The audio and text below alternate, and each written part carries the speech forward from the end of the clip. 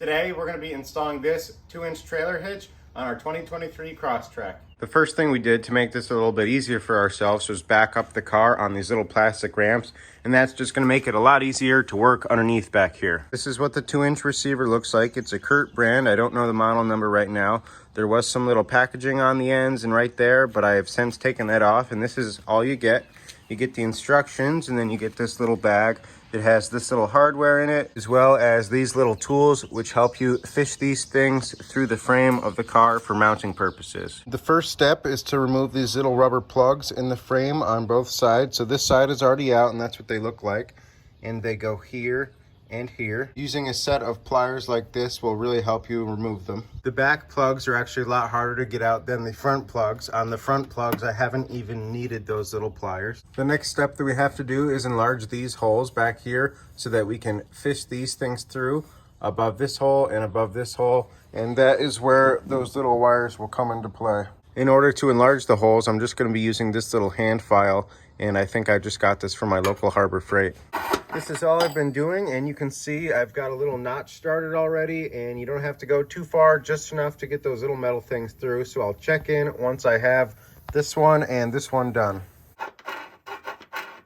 I think we're done filing now, and you can just see the hole is just big enough for me to be able to put this thing up through. But before I do that, I have to get a bolt through this and then attach one of those little wires to it. I'm just going to file the hole on the other side now, and I'll check in when I'm putting the bolts through. The driver's side is a little bit more tricky because this pipe that goes into the muffler is kind of in your way. But as you can see, I've been able to get the file in there, and I have made some progress with getting the hole started. But it is a little bit slower just because the angle is weird due to this pipe.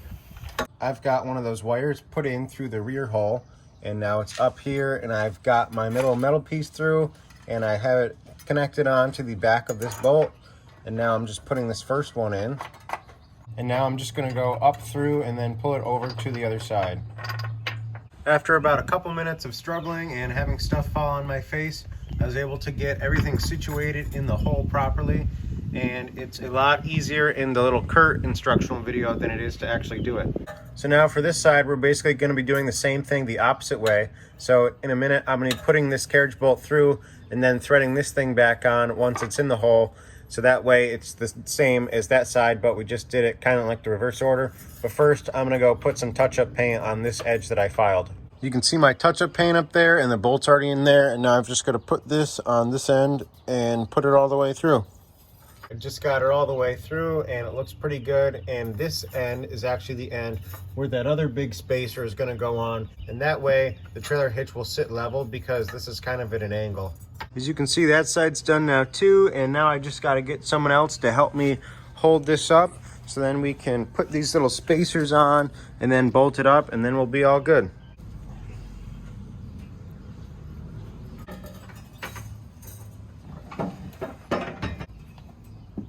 Are you around yours end, or?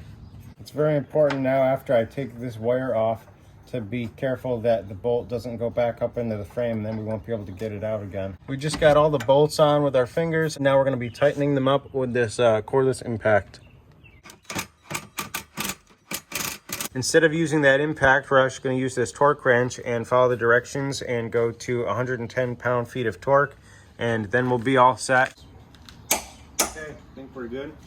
And here's a view of what it looks like from the back. You can see the only thing that shows once it's installed is basically just your little 2-inch receiver, and I would say it looks pretty nice.